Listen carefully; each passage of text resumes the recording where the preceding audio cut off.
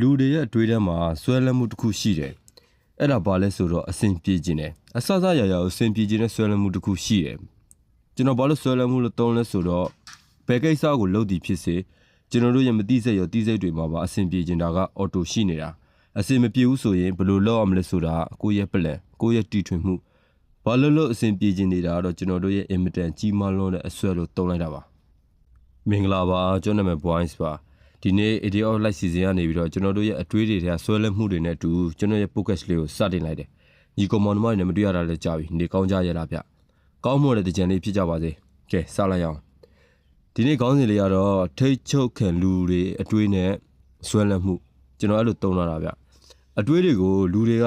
ကကိုယ့်အတွေးကိုထိတ်ချုပ်ပြီးစဉ်းစားသုံးသပ်လှုပ်ဆောင်ကြတယ်ပေါ့လူတွေရဲ့အတွေးကိုတစ်ခါ system တစ်ခုကနေပြီးတော့တစ်ခါထိတ်ချုပ်တယ်အခုလက်ရှိတင်းကျပ်ထားတဲ့ security code တွေနဲ့ပိတ်ပင်ထားပြီးတော့အုံနောက်ကိုထိချုပ်ရေး system တွေအများကြီးရှိနေပြီးတက်သေးပြလို့မရအောင်မျိုးမျိုးသောနီးလန်းတွေဝါဒတွေနဲ့ပိတ်ပင်ထားတယ်ဒီလူတွေကြားထဲမှာအုံနောက်နဲ့ပတ်သက်ပြီးထိချုပ်ထားတဲ့ system ဒီအကြောင်းအရာတွေကိုမရှိအောင်လို့လူတွေကလှောင်ရင်ထဲမှာပြန်နေပြီးတော့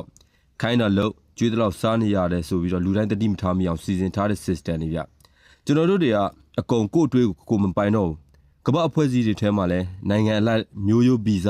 စစ်တမ်းတစ်ခုရှိနေပြီးတော့လူမျိုးရေးတွေခွဲခြားထားပြီးလူတွေရဲ့အုံနှောက်ကိုထိန်းချုပ်ထားတာအဲ့ဒါကိုကျွန်တော်တို့ထိန်းချုပ်ခံအတွေးတွေကသူတို့သတ်မှတ်ထားတဲ့စဉ်းစားတွေးတောမှုယာနှုံးကိုကြော်ပြီးတော့မှဘယ်သူမှပို့တွေးလို့မရဘူးဗျတွေးလို့ကိုမထွက်ဘူးကျွန်တော်တို့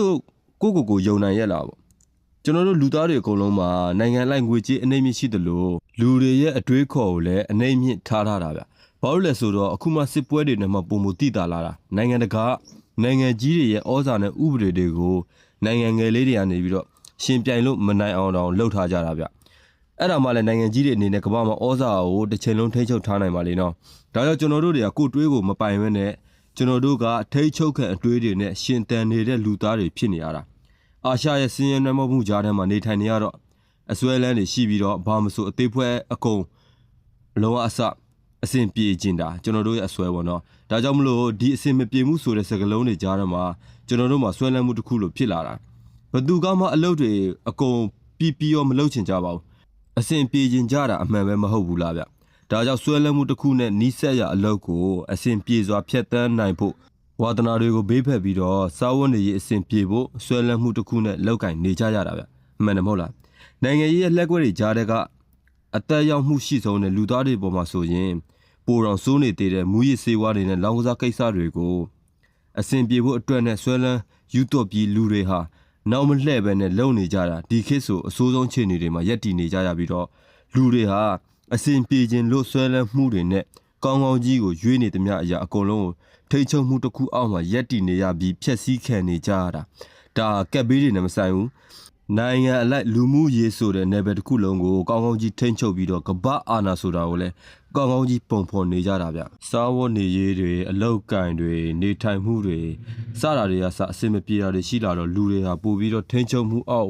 ်တက်ရောက်သွားတာပေါ့ဘာလို့လဲဆိုတော့အစင်မပြေတဲ့ဆွဲလန်းမှုတွေကိုဦးစားပေးပြီးတော့လူတွေဟာအစင်ပြေဖို့လောက်တွေးပြီးရပိုက်ကွန်ကိုတိုးတာပေါ့ပိုက်ကွန်ကိုတိုးမိနေတာကြားဖြတ်နေနဲ့Neuralink တွေဆိုတဲ့အရာတွေကလည်းဒီအရာတွေကိုထိန်းချုပ်ကင်တွယ်ပြီးတော့နီးပညာစမ်းသပ်ပွဲကြီးလုပ်ပြီးတော့အဖွဲ့အစည်းတွေအကုန်ဒီပိုက်ကိုကောင်းကောင်းကြီးဖန်တီးပြီးတော့လူတွေကိုလမ်းမရောက်အောင်ပို့ပြီးသူတို့ကချဲ့လေသမျှကိုညှိခံနေစေချင်တာပါဒါကြောင့်ဒီအန်ဒီရဲ့ထောင်ချောက်ထဲကနေပြီးတော့အမြန်ဆုံးလွတ်မြောက်အောင်လို့တေချာပေါက်ကိုတွေးတွေကိုထိန်းချုပ်ပြီးအစဉ်ပြေဖို့ဆိုတဲ့အစွမ်းလန်းကိုပါတေချာပေါက်ထိန်းချုပ်ပြီးတော့ကျွန်တော်တို့ရုပ်ကန်တည်တဲ့အခြေအနေတစ်ခုကိုပြန်ပြီးစဉ်းစားတွေးခေါ်ဖို့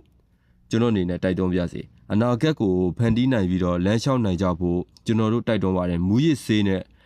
ဒီလောင်းကစားတွေကိုဒီလိုထိန်းချုပ်မှုတွေအောက်ကလူတွေကိုပုံစံခွက်တဲ့ထက်ပြီးတော့စမ်းသပ်ထားတဲ့ theory တစ်ခုမို့လို့ရုံထွက်ကြဖို့ပါတခါတည်းတိုက်တွန်းရင်းနဲ့ဒီ podcast ကိုဒီမှာပဲရပ်ပြစေကျွန်တော်ရဲ့ channel လေးကိုလည်း like and subscribe လုပ်ပြီးတော့အားပေးခဲ့ပါဦးနောက်တစ်ပုံမှာတွေ့ကြရအောင်ပြောမဆိုမရှိခဲ့ရင်လည်းအကုန်လုံးတောင်းပန်ပါတယ်ဒါဒီနိုင်ငံရေး post တွေနဲ့မတူပါဘူးလူသားချင်းကိုချင်းစာနာစိတ်ဖြင့်လူတွေကိုတည်တင်တည်ထိုက်တဲ့အရာများကိုပြန်လည် sharing လုပ်ပေးခြင်းဖြစ်ပါတယ်ဟုတ်ကဲ့နောက်ပုံမှာတွေ့ကြရအောင်